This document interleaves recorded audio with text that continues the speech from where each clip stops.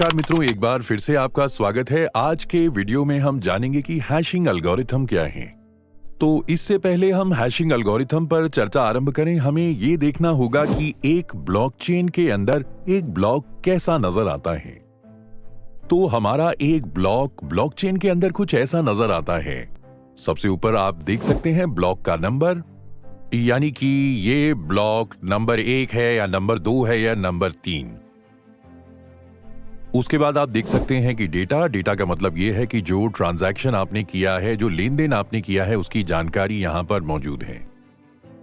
और उसके बाद आपको यहां पर दो टर्म्स नजर आ रही हैं, एक है प्रीवियस हैश और एक है हैश।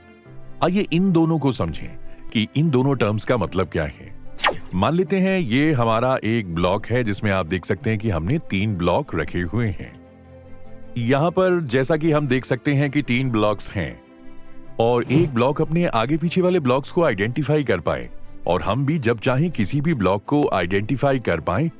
इसलिए हर एक ब्लॉक को एक यूनिक, एक अलग नाम दिया जाता है जो और किसी ब्लॉक का नहीं होता, और उसी नाम को हम हैश कहते हैं। जैसे कि किसी भी इंसान को आइडेंटिफाई करने के लिए उसका एक यूनिक, नायाब, अनोखा फिंगरप्रिंट होता है, उसी तरह ब्लॉकचेन के अंदर किसी भी ब्लॉक को आइडेंटिफाई करने के लिए उसे एक हैश दिया जाता है। और इस हैश को कैसे बनाया जाता है, तो इस हैश को बनाने के लिए भी एक एल्गोरिथम, एक सॉफ्टवेयर है जिसका नाम है SHA-256। आप इसको इस तरह समझ सकते हैं कि जैसे भारत सरकार ने हर एक आदमी को एक अपना अलग आधार नंबर दिया है, उसी तरह ब्लॉकचेन में हर एक ब्लॉक का एक हैश है। तो इसको समझने के लिए हम मान लेते हैं कि हमारा जैसा कोई भी डेटा, मान लीजिए ऑडियो हो सकता है या वीडियो हो सकता है या टेक्स्ट फाइल हो सकती है, कुछ भी, अगर हम उसे SHA-256 एल्गोरिथम के अंदर डालेंगे तो वो उसका एक कोड बनाएगा, और वो कोड कुछ इस तरह से नजर आएगा। और आप देख सकते हैं कि हमने SHA-256 नाम इसलिए रखा है क्योंकि ये जो कोड बना है, इसके अंदर अगर आप गिनेंगे तो एक एक करके 64 हेक्साडेसिमल कैरेक्टर्स हैं, और एक हेक्साडेसिमल कैरेक्टर यानी 4 बिट्स, तो यानी टोटल इसके अंदर हो गए 256 बिट्स।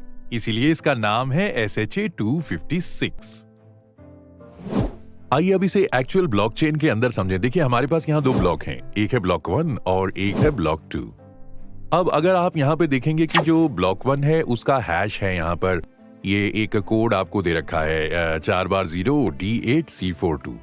और जो हमारा ब्लॉक 2 है उसके प्रीवियस हैश पे ध्यान दीजिए, वो भी वही है, यानी 000 4 बार है और उसके बाद D8C42।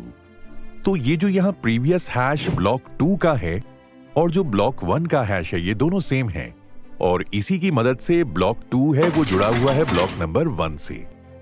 और आप एक और चीज यहाँ पे देखेंगे कि जो ये हरा वाला ब्लॉक है, ब्लॉक नंबर 1, ये किसी से नहीं जुड़ा हुआ है क्योंकि यह आरंभिक ब्लॉक है, यहीं से चेन आरंभ हुई है, और ऐसे ब्लॉक को हम नाम देते हैं जेनेसिस ब्लॉक।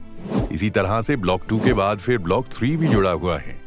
ब्लॉक 3 में भी आप देखेंगे जो कि ब्लॉक 3 का जो प्रीवियस हैश है, यानी कि 00003A459, वो सेम है ब्लॉक नंबर 2 के हैश से, जो कि यहां पर हम देख सकते हैं 000034459। तो इस तरह से ब्लॉक्स ब्लॉकचेन में जुड़े हुए होते हैं। अब हम ये तो समझ चुके हैं कि हैशिंग एल्गोरिथम एक तरीके का इस तरह का प्रोग्राम है जो कि हर एक ब्लॉक को आधार नंबर जैसा एक कोड देता है।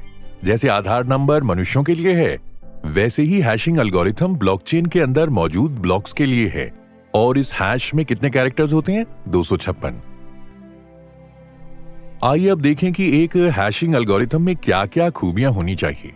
सबसे पहली खूबी तो ये है कि ये वन वे है, यानी कि आप इसमें कोई डेटा डालेंगे तो ये आपको उसका कोड देगा। आप उल्टा नहीं कर सकते, यानी कि अगर आप इसमें कोई कोड डालें और ये आपको बता दे कि ये कोड जो है ये किस डेटा का है, किस ट्रांजैक्शन का है, किस लेन देन का है। दूसरी जो इसकी खूबी होनी चाहिए वो है डिटर्मिनिस्टिक, यानी कि जब भी आप इसमें कोई पर्टिकुलर फाइल या डेटा डालेंगे, मान लीजिए आपके पास कोई पिक्चर है, मान लीजिए हम तुम, आपने उस पिक्चर को जितनी बार इस कोड में डाला ना, मान लीजिए वो उसको देता है कि चलो मैंने कोड दे दिया 845, जितनी भी बार उस पिक्चर को आप हैशिंग एल्गोरिथम में डालोगे, हर बार कोड 845 ही आएगा। यानी अलग अलग बार एक फाइल को डालने में अलग अलग कोड नहीं आ सकते। उसके बाद जो तीसरी इसकी जो खासियत होनी चाहिए वो है फास्ट कंप्यूटेशन।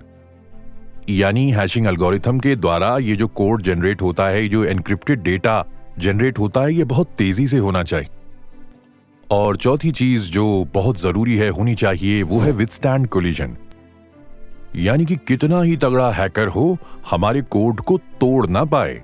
यानी कोई भी हैकर ये ना पता लगा पाए कि हमारा कौन सा डेटा कहां पर स्टोर्ड है। और आजकल के जमाने में तो जितने भी सॉफ्टवेयर हैं, हैकर से सुरक्षा तो उन्हें देनी ही चाहिए। और पांचवी खूबी जो हैशिंग एल्गोरिथम में होनी चाहिए वो है एवलांच इफेक्ट। यानी कि अगर आपने अपनी किसी भी फाइल में, जैसे हम मान लेते हैं अभी हमने बात की थी कि हम तुम की सीडी हमने डाली, अगर उसमें आपने डेटा में थोड़ा सा भी चेंज किया, यानी कहीं भी काट छांट करी, पिक्चर थोड़ी सी काट दी, तो उसका असर जो हमने उसका जो हैश बनाया है हमारे हैशिंग एल्गोरिथम ने, उसमें आना चाहिए। और आपका डेटा में काट छांट करने की वजह से आपका हैश पूरी तरह से बदल जाना चाहिए। आइए अब आपको डिटर्मिनिस्टिक और एवलांच इफेक्ट की एक प्रैक्टिकल डिमॉन्स्ट्रेशन दिखाऊं। यहां पर आप इस वेबसाइट का प्रयोग कर सकते हैं जिसका नाम है passwordgenerator.net। तो मान लेते हैं कि यहां पर लिखा है एंटर योर टेक्स्ट बिलो। यहां पर मैं कुछ टेक्स्ट डालता हूं, जैसे मान लीजिए हमने डाला किसी कंपनी का नाम, मान लीजिए रिकीजा। अब आप यहां नीचे देख रहे होंगे तो यहां पर आपको एक कोड नजर आ रहा होगा। ये जो कोड जनरेट हुआ है वो ही हैश है। और ये जो आपने नाम डाला है ना रिकीजा, यही है हमारा डेटा।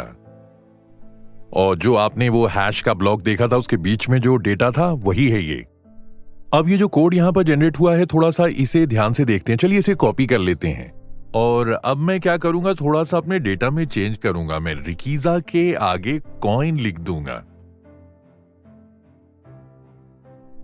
अब आप नीचे देखेंगे कि जैसे ही आपका डेटा चेंज हुआ, नीचे आपका हैश पूरी तरह से चेंज हो गया। इसी का मतलब है एवलांच इफेक्ट। यानी कि आपने डेटा में चेंज किया और उसका हैश, यानी ये जो कोड हमने बनाया है, वो पूरी तरह से बदल गया। और अब मैं एक काम करता हूं, ये जो हमने शब्द कॉइन बाद में डाला था, मैं इसे हटा देता हूं और फिर से इसे रिकीजा कर देता हूं। तो आप यहां पर क्या देखते हैं कि अब हैश बिल्कुल वही हो गया जो पहले था। तो यही है डिटर्मिनिस्टिक इफेक्ट, कि जब तक डेटा आपका सेम रहेगा तब तक उसका हैश वही रहेगा। जितनी बार भी उसमें डेटा डालेंगे, सेम डेटा वही हैश निकल कर आएगा। और जैसे ही आप बदलेंगे वैसे ही हैश पूरी तरह से बदल जाएगा। तो ये आज हमने हैशिंग एल्गोरिथम के बारे में थोड़ी सी जानकारी प्राप्त की। और भी बहुत सारी बातें हैं जिनको हम बाद में जानेंगे। आज जो कुछ भी हमने सीखा है उसके आधार पर चलिए कुछ प्रश्नों का जवाब दें।